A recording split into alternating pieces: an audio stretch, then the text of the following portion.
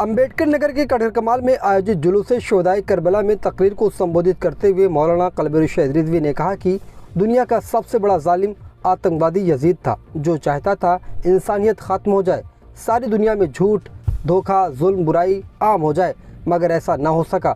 Yazid हार गया, हुसैन जीत गए। तमाम परेशानियों के बाद भी इमाम हुसैन यजीद के आगे नहीं झुके। ये दुनिया वालों के लिए पैगाम है।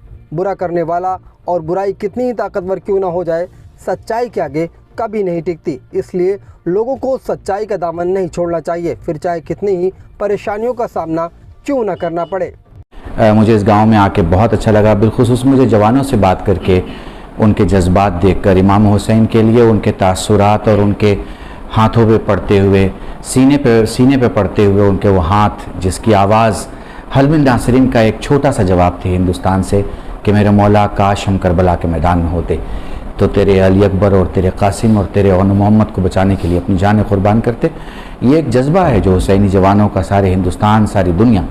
और एक अजीब बात मैं आपको बताऊं कि पूरी दुनिया में जो शिया हैं वो करीब 420 मिलियन हैं, और 420 मिलियन में 210 मिलियन उर्दू बोलने वाले हैं, तो हम करीब 50% अंदाज़न पूरी दुनिया की आबादी का हिस्सा हैं।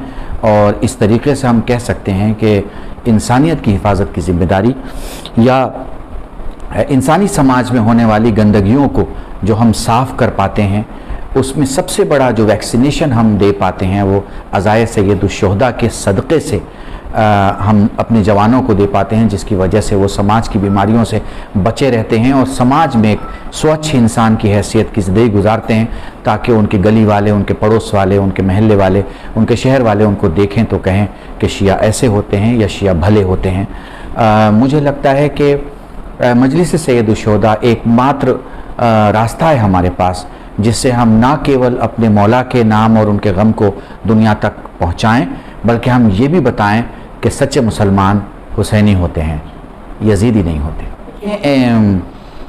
इमाम हुसैन के लिए अगर समझना है तो उसे चंद शब्दों में ऐसे समझो। इमाम हुसैन समझाने की कोशिश कर रहे हैं, तुम दूसरे की ना के साथ जियो, उससे अच्छा है तुम अपनी हाँ के साथ मर जाओ। हुसैन समझाते हैं तुम दूसरे के शंकाओं के साथ आगे बढ़ो और फतेह करो, उससे अच्छा है कि तुम अपने यकीन के साथ अपनी ज़मीन में दफन हो जाओ। हुसैन समझाते हैं तुम दूसरे की ज़मीन पर मरो, उससे अच्छा है अपनी ज़मीन पे ज़िंदा रहो और अपनी ज़मीन पे मर जाओ। दूसरे रहबरों में और हुसैन में ख़ास फ़र्क है। दुनिया के दूसरे लीडर ज़मीनों के मालिक हैं, हुसैन ज़मीरों का मालिक है।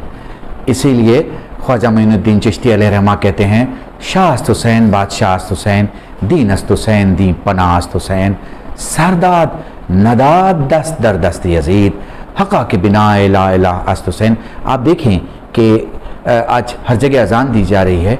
आप देखें कि हर जगह रमज़ान में, ईद में, बकरीद में, इस्लामी त्योहारों में बड़ी भीड़ दिखाई दे रही है।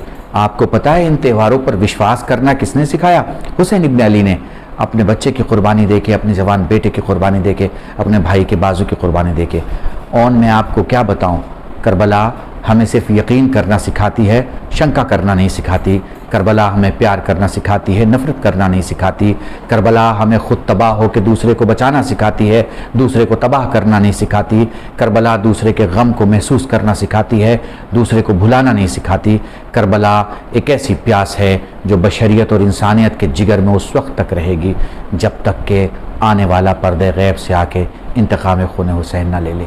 मैं समझता हूँ, मेरा ये मैसेज जवानों के लिए कि अगर जीना है तो करबला वालों की तरह जियो, कि ज़िंदगी अपने लिए तो सब जीते हैं, ज़िंदगी वो है जो दूसरों के लिए जी जाए।